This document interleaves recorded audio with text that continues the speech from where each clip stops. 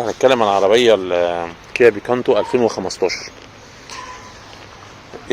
هنعمل بينها مقارنة هي والعربية الاي 10 برضو 2015 اوتوماتيك. تمام.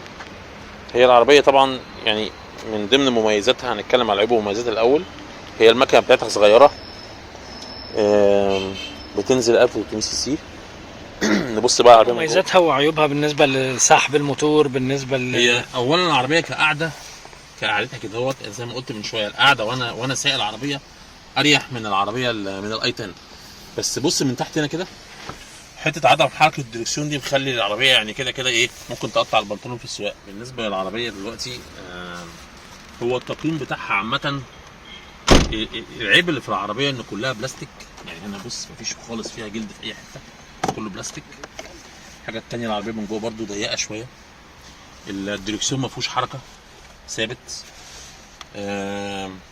بالنسبه للناس الطوال في الحته الحته اللي تحت دي هنا، الميزه اللي فيها اللي مش في الاي 10 ان في الحته اللي هنا دي في الاي 10 بتخبط هنا، يعني الاي 10 تحس الحته من تحت داخله شويه على ركبك، فلو واحد طويل ولا حاجه بتوجع له رجليه. لكن انت هنا هوت ايه، الحته هنا ايه فيها خلوص احلى، يعني قعدتها مريحه يعني. اريح من الاي 10 شويه. في اختبارات زي ما هنشوف الاختبارات بتاعت اختبارات موس والاختبارات بتاعت السواقه والكراش تيست وكده، العربيه دهيت واخده في اختبارات موس نجمتين. وبالنسبه للكراش تيست طبعا ايه تفوقت عليها الاي 10. كعربيه طبعا هي من جوه ايه قعدتها مش وحشه، بس طبعا الاي 10 احسن شويه منها.